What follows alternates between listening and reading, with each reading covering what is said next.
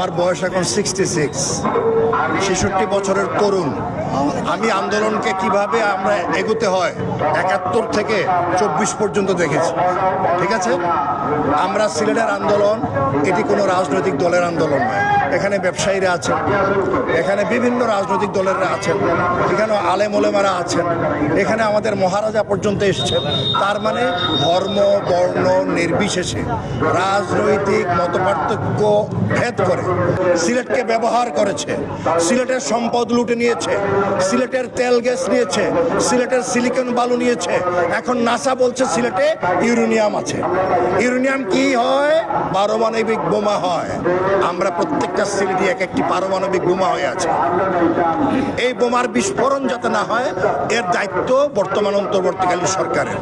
সামরিক সরকার এলেও পার পাবে না। এটি সিলেট শাহজালালের তলোয়ার গর্জে উঠেছে।